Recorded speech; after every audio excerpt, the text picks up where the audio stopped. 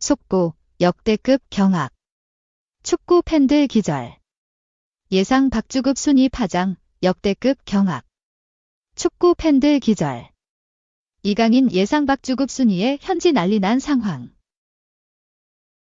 이강인이 좋은 활약에도 도움을 기록하지 못하고 있다. 파리 생제르맹은 23일 오전 4시 프랑스 파리에 위치한 파르크 대 프랭스에서 열린 2024에서 25 시즌 유럽 축구연맹 챔피언스리그 리그 페이즈 3차전에서 PSV 에인트호번의 1대1 무승부를 거뒀다. 지난 시즌 이강인 PSG의 유니폼을 입었다. 이강인은 좋은 활약을 펼치며 입지를 다졌고 UCL에서도 실력을 보여줬다. UCL에서 한 골 1도움을 만들어냈다. 지난 시즌에는 이강인은 확고한 주전은 아니었다. 선발과 교체를 오가며 UCL에서 뛰었다. 풀타임은 단 한 경기도 없었다. 이강인은 이번 시즌 엄청난 득점력을 자랑하고 있다. 리그앙 개막전에서 2분 4초 만에 득점을 뽑아냈고 2라운드 몽펠리에전에서도 이강인은 골맛을 보면서 2경기 연속골에 성공했다. 이강인은 리그 8경기 4골을 기록 중이다.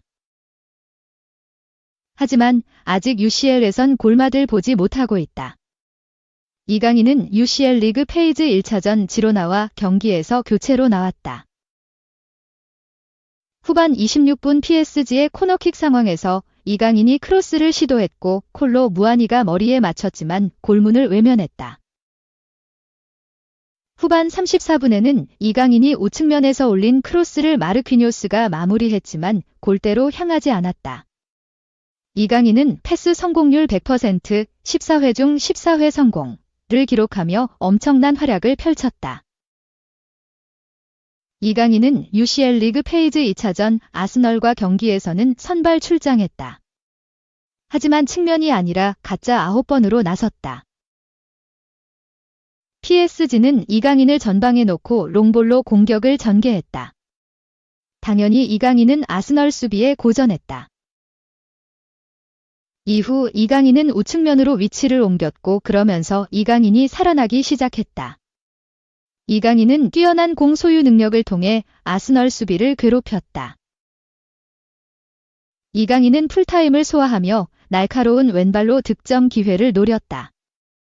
하지만 아스널의 수비를 뚫어내지 못하며 PSG는 0대2로 패했다. 이번 경기에서도 이강인은 가짜 9번으로 나왔다. 하지만 제대로 효과를 보지 못했다. 이강인이 페널티 박스 안에 위치하기보다는 내려와서 동료들에게 공을 연결해주는 장면이 많았다.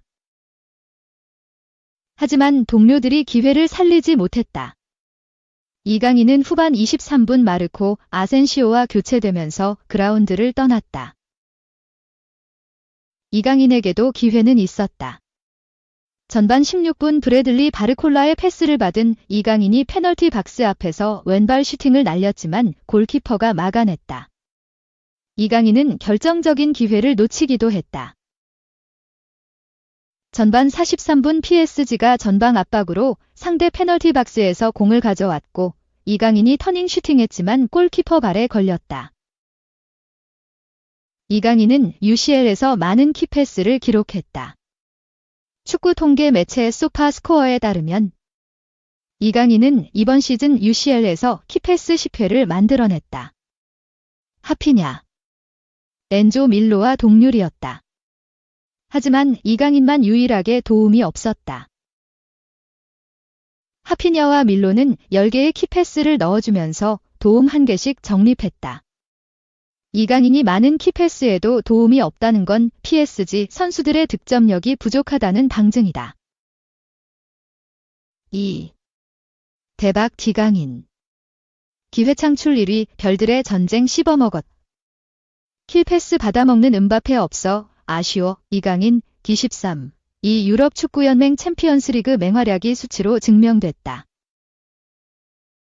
축구 통계 매체 라이브 스코어는 24일 한국 시간 이강인이 올 시즌 유럽 축구연맹 챔피언스리그에서 가장 빨리 기회 창출 10번을 달성한 선수가 됐다고 전했다. 이강인에 이어 하피냐, 바르셀로나.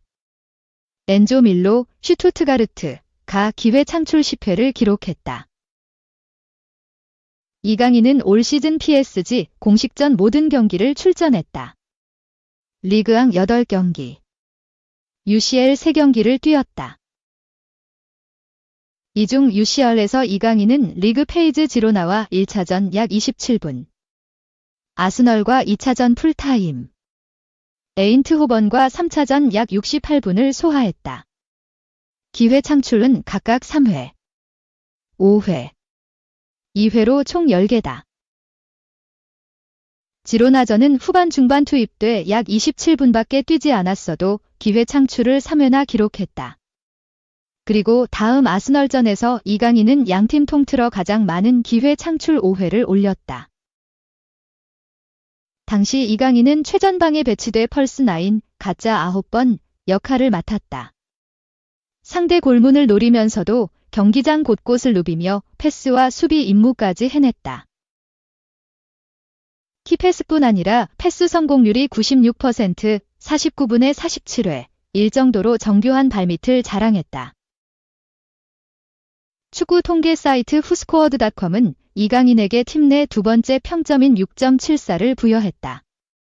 EPL 정상급 수비력을 갖춘 아스널을 상대로 기회 창출을 5회나 기록했다는 건 의미가 크다. 당시 프랑스 르파리지앵은 이강인은 여기저기 돌아다니며 때로는 경기 속도를 높였다. 펄스9이 어느 정도 성과를 거뒀다고 호평했다. 다만 3차전 에인트호벤전에서는 아쉽다는 평가가 잇따랐다. 가짜 9번 역할을 부여받고 선발 출전한 이강인은 약 68분을 소화한 뒤 교체됐다. 날카로운 슈팅을 2차례 때리는 등 전방에서 활발하게 움직였지만 공격 포인트를 올리지 못했다. 팽팽한 흐름을 이어가던 전반 15분 이강인이 첫 번째 슈팅을 기록했다. 브래들리 바르콜라의 패스를 받은 이강인이 아크서클 부근에서 왼발로 강하게 깔아찼지만 골키퍼가 몸을 날려 막아냈다. 이강인은 머리를 감싸며 아쉬워했다. 전반 막판 이강인의 회심의 슈팅이 또 다시 막혔다. 전반 44분 상대 골키퍼가 볼을 잡자 이강인과 우사만 덴벨레가 재빨리 전방 압박에 들어갔다. 골키퍼가 수비수에게 건넨 볼을 빼앗은 덴벨레가 문전으로 쇄도한 이강인에게 패스했다. 이강인이 빠르게 터닝슛을 때렸지만 골키퍼가 놀라운 반사신경으로 쳐냈다. 이강인이 UCL 무대에서 가장 많은 기회 창출을 올렸어도 어시스트가 없는 점이 아쉽다. 이강인이 질 좋은 패스를 뿌려도 골로 연결해준 동료가 없었다는 의미다. 지난 시즌처럼 이강인이 전방이나 수비 뒷공간으로 패스를 찌르면 킬리안 음바페가 잡아 골로 연결짓는 호쾌한 장면이 아직 나오지 않고 있다. 하지만 득점 페이스가 빠른 점은 고무적이다. 올 시즌 공식전 10경기 만에 4골을 몰아친 이강인은 리그왕 득점 부문 공동 4위에 올라 있다. 이는 이강인의 리그왕 단일 시즌 최다골 기록이다. 이적 첫 해인 지난 시즌에는 리그 3골, 4도움을 넣은 바다. 3. 김민재 때문. 김민재 못해. 김민재 노노, 독일 언론 또 억까. 뮌헨 단장이 폭발했다. 그만 하락. 김민재를 향한 지나친 비판이 계속되자 바이에른 뮌헨의 막스 에베를 단장이 나섰다. 에베를 단장은 바르셀로나전 1대 4대패 이후 유독 김민재를 혹평하는 독일 현지 언론들을 향해 경기에 대해 이야기하려면 지도자 자격증부터 취득하고 오라면서 강하게 대응했다. 언론들이 김민재와 다요 우파메카노 센터백 듀오를 대패의 원흉으로 지적하자 단장이 방패가 되기로 한 것이다.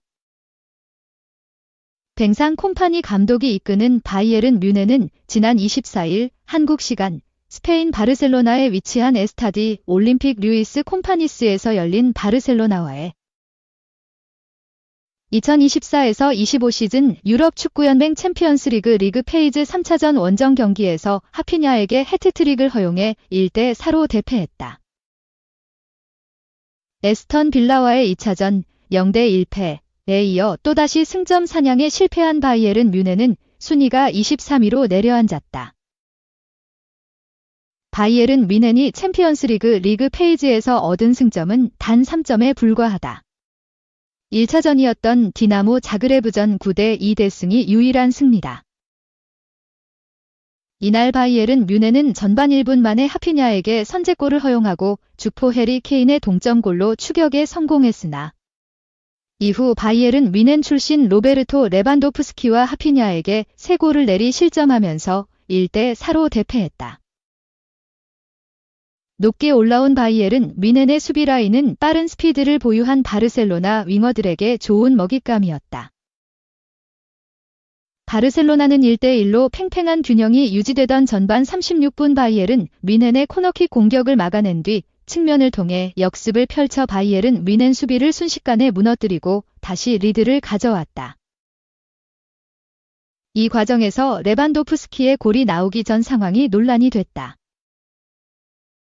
바르셀로나의 미드필더 페르민 로페스가 김민재와 직접적인 공중볼 경합을 피하는 대신 김민재의 등을 밀어 밸런스를 잃게 한 뒤 공을 따내 레반도프스키의 추가골을 도운 것이다. 해당 장면을 두고 로페스의 행동이 파울인지 아닌지 의견이 갈렸지만 주심은 결국 휘슬을 불지 않았다. 바이에른 뮌헨 선수들과 관계자들은 모두가 파울이라고 외쳤으나 로페스는 김민재가 나에게 밀릴 정도로 무겁지 않다는 농담으로 직접적인 답변을 피했다. 김민재는 이 실수 때문에 패배의 원흉으로 낙인 찍혔다. 김민재가 본인보다 15cm 이상 작은 선수와의 공중 경합에서 우위를 점하지 못해 바이에른 뮌헨의 실점으로 이어졌다는 지적이었다. 김민재는 이날 경기 내내 인간계 최강 공격수로 평가받는 레반도프스키를 묻고도 혹평을 들어야 했다. 독일 최고의 축구 전문지 키커부터 시작해 빌트, TZ 등 현지 매체들은 모두 김민재에게 최하점을 줬다. 특히 평소 김민재를 지나치게 깎아내리는 것으로 유명한 빌트는 바이에른 뮌헨은 완전히 엉망진창이었다면서 지고 있었음에도 최선을 다하지 않았다. 김민재는 논란이 된 장면과 별개로 태클을 더 잘해야 한다. 김민재는 이날 심각하게 흔들렸다며 김민재를 지적했다. 축구 통계 매체 폰몹에 따르면 김민재는 이날 3번의 태클 시도 중 2번을 성공시켰지만 빌트는 이를 신경 쓰지 않았다.